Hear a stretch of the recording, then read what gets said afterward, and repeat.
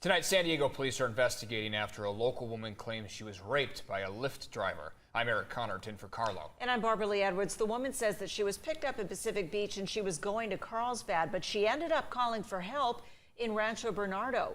That's where we find CBS News 8's Brandon Lewis with the latest from police and more on some of the risks with ride shares. Brandon? Yeah, Eric and Barbara Lee, this is the Chevron gas station where the woman contacted 911 around 5 o'clock this morning. When officers arrived, she told them she was raped in 4S Ranch.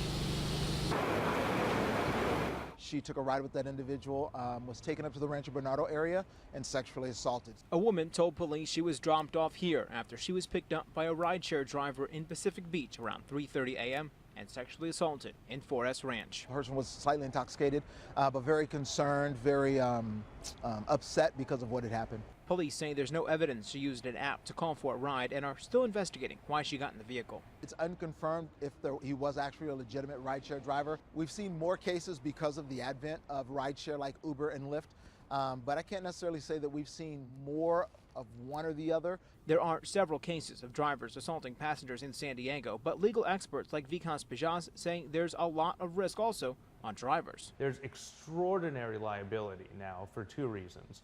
Number one, you don't know who you're picking up, and you don't know who the person is as far as what their demeanor is at that point in time. Drivers are also in a position of trust, especially transporting intoxicated passengers. You have to have that state of consciousness to give consent. And that's the real rub in these types of cases. In this case, police say the victim's story is credible as they work to track down leads. Part of the investigation is us trying to locate witnesses, trying to locate individuals that may have seen something at the time they didn't know what they were seeing. Police say they're going to re-interview the victim and drive her around to help them find the crime scene where she says she was raped. They are also reaching out to any members of the public who are in Pacific Beach or 4S Ranch between 3 a.m. and 5 a.m. and notice anything suspicious. If you did, you're asked to contact police or Crime Stoppers if you'd like to remain anonymous. Barbara Lee.